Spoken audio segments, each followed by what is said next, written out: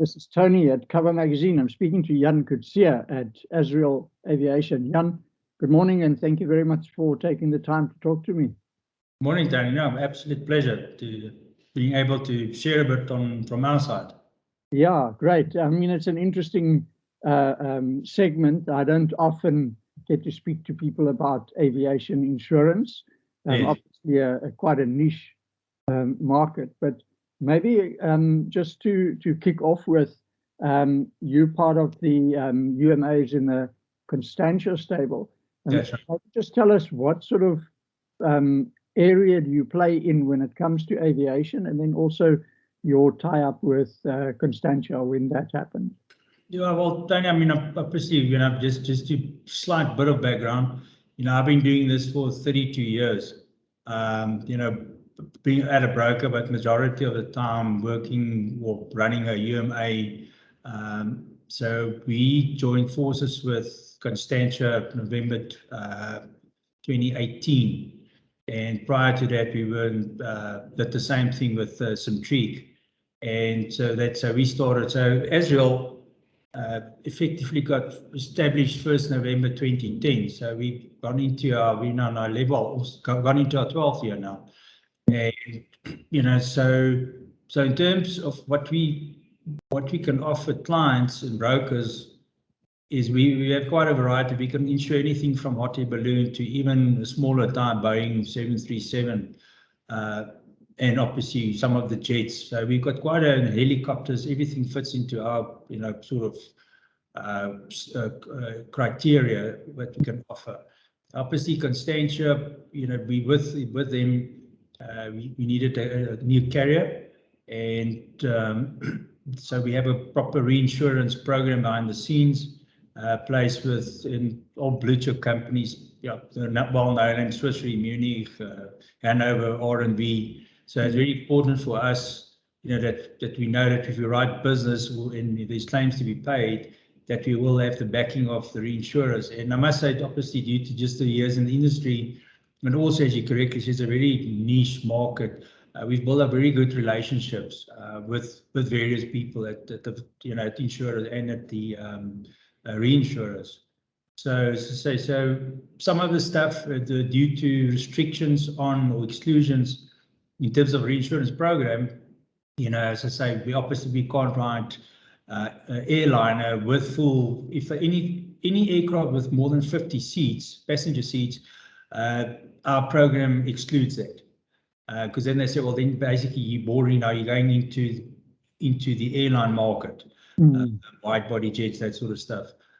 So as I say, but we have in the past, we insured a couple of operators out of OR Tambo, but just on the aircraft itself, we didn't get involved in the liabilities. So yeah, that's why, and it's, obviously there's certain stuff that we've learned from claims. Certain stuff we will not, even though if you look at our website, it says, but you guys advertise we can offer this type of cover. And we say, listen, due to past experience, we prefer not to, unless it's different, completely different change in, the risk or whatever. Okay, yeah. So, I mean, it must be a very tricky market for you. Now, the most markets have been affected by COVID and so on. What did it do in the aviation market? Because obviously there were probably a bit less flying time. Do you also have like a driver's pay-as-you-go sort of thing? Yeah, the guys, look, some of the clients pushed hard for it.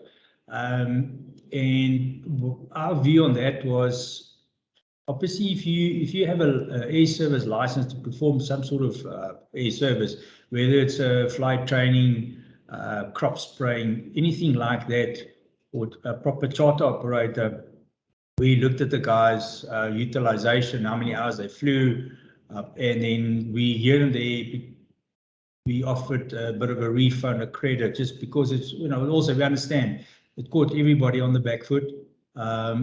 We didn't go across the board and just offer it to any. Our view was on the guys that the aircraft owned by private people. It's the same as you're not going to get a refund. I didn't get a refund from Discovery on my life cover because I didn't travel that much anymore, So So we saw more of that in South Africa. I think, like for instance, flight training, the guys could start doing flight training again from June last year. Obviously, due to all the COVID protocol, you have to fly with a mask, etc., and sanitizing and so on. And then we write business across. In terms of our insurance, we can write any risk in Africa if it's based or operating in Africa and the outlying islands. So we do business Seychelles. We had two risks a couple of years ago in Zanzibar. And then we do Namibia, Botswana, Zimbabwe, and East Africa. We have a fair amount of business there. And they carried, East Africa was interesting for us because, I mean, you could see some of the, say, if we had a fleet of 30 aircraft, and you could see they reduced the cover down to maybe 10 aircraft in the air, but they still insured the aircraft while it was sitting on the ground with incidental liabilities that might come, arise from that. So as I say, so we actually, the COVID didn't have such a major impact on our business. I think because we had a spread of it across Africa type of thing. But in the same breath is due to the lockdown, we found and we paid quite a large claim last year. And the way we look at it, and you look at the assessor's report, I believe the accident purely occurred due to two things. One, the pilot was not that current on the aircraft. Two, in order to stay within lockdown, the curfew times and the complication of applying for, at that stage they referred to as a special flying permit to fly from point A to point B, even although you were not classified as essential services. They got permission from CAA to fly the aircraft to, let's say, Rand Airport or Wonderboom. And we had a claim where I think the guy was rushed and it ended up in a very nasty accident. And we had 2 fatalities. And that's the sort of thing that sort of all of a sudden highlighted us, but wait a minute. I do a little bit of flying myself as well. And I know for a fact, it's how quickly you can, and I'm talking about myself, I'm not a very experienced pilot, and I know I will have to do a refresher or a dual check, as we refer to it, with the instructor. And we look at the logbook and specifically how many hours have you flown in the last 90 days. And that's so from that point of view, we'll say to the guy, listen, we'll still insure you, but please just go do a dual check flight with the instructor, just to make sure, before you carry passengers, etc., etc. So, and I mean, that was one of the things that COVID highlighted to us. You can understand, guys were not allowed to travel anywhere, fly, whatever. Yeah. So get a bit rusty. That's exactly it. Yeah. You do most of your business through brokers, I assume. 100%. Yeah. Tony, yes, because we registered with FSCA as a UMA, we can't do business directly. Yeah. Like Santam or Infinity or anything like that. Yeah.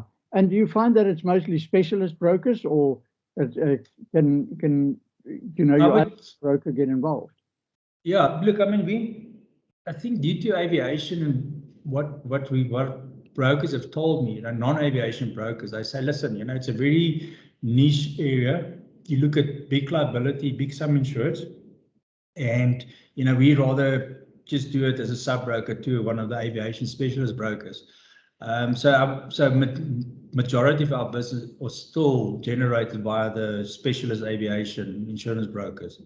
And again, it's a very small market, And then obviously we have the odd guy, the broker, he insures the client's whole farm, all the equipment, and he says, I always knew, I thought it was only Santam that will offer, aviation. So we said, no, well, obviously we will look at it as well, if it meets our criteria. Yeah. And obviously then you provide the support, skills, technical knowledge, and all of those. Yeah, we actually, Danny, we started last year, the year before, because there's such a gap for us in the market we actually offered like I still need to get it registered, within CETA or whatever, but a proper training course just to take the guys through, it's sort of the basics, what we look at, the pitfalls, and obviously guide the guys where we can. Yeah. Now, talking about pitfalls and that, what sort of challenges do you see in this industry after COVID and going forward? And are there still opportunities there for brokers and for yourself? Yeah, I think, probably, I think the way I see it, South Africans in general are very resilient. So I think more and more of the guys we see, I think it's sort of getting, I would say, if you just look at the book of business we have and the new inquiries, etc., it almost looks like, barring, as I say, where you've got restrictions in countries, let's say Namibia or for whatever matter, I think it's sort of back to where it used to be. A friend of mine, he runs a flying school, and he was saying to me that where they still see a bit of, I think they're down to 40% of even less of what they used to be when it was, pre-COVID. And he said to it, the problem is this. He said, so there you have students, like a lot of flying schools do here. South Africa is a great country to come and learn to fly because you're not really bothered like being in the UK with weather. We're very blessed. We've got very nice routes. And it's really a nice place to learn to fly. But the problem is this, is that obviously when COVID struck, a lot of these guys were sitting outside the country. For them to get allowed back into the country, and I think he said to me he had like 10 or 11 out of 50, if it was that many, new students that couldn't come back due to COVID restrictions. And by the same token, he said the other downside to it was what he could see is, and we all know, due to, if you look in South Africa, SAA, Mango, Express, and across the globe, where airlines started retrenching pilots, guys are not flying that many hours anymore.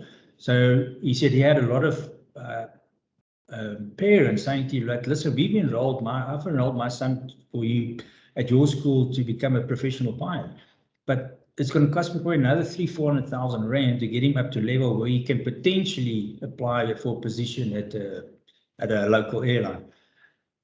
Why should I do that? Because what I've read in the paper is all your highly qualified pilots, airline pilots, they're sitting without jobs. So why must why must he pursue this as a career? So hopefully, as I say, that will change in the next 6 months if we continue on the trajectory that we are. Yeah, that's the fallout that we've got. Just in closing, in terms of Azriel as an aviation underwriter, what's your differentiation for brokers to consider coming to you? Yeah, Danny, I believe number one, we need, due to just the nature of the game, is you have to be accessible 24/7. It sounds like, oh, it's so dramatic, but it's not. We can get calls, and there's often losses over a weekend, and in that case, we immediately get contacted. Sometimes we even know before the broker that their client had a loss, and we arrange behind the scenes. We know who to contact. So I think we add that extra personal touch to it, and we try to, where we can, go the extra mile. I think for me, it still is very important. And just jumping back to the COVID thing, I think the downside to the COVID was, look, it's great to do these Teams meetings, etc. But for me, there's still a lot of value in, the personal relationship. And for me, that is crucial. And it's obviously where we can help clients. As I say, I'm very pro. If I get invited to go meet a client, go look at his aircraft, walk inside his hangar. That is what I like to do. And it's the thing is, so again, if you commit, if my thing is, if I build up if I've got a good feel for the client, obviously, it's so important. So when there's a bit of a tricky claim, you can actually sit down and have a proper discussion with somebody. And as I say, often a broker will say, listen, don't you want to maybe just come with, or can we just pick your brain? How do I do this calculation? So it's always to say, go that extra mile and try and come up with creative or new, innovative ideas. Yeah. Specifically, now that you had the COVID stuff in the background. Yeah. Yeah, because that's exactly what the broker value proposition is that personal touch. Yeah. Yeah. Well, thank you very much. It was very interesting. Get to know a little bit more about the aviation environment. Good luck. Okay. All the All right. Thank you. Yeah. Thanks, Tony. Thank you very much. All right. Have a great day.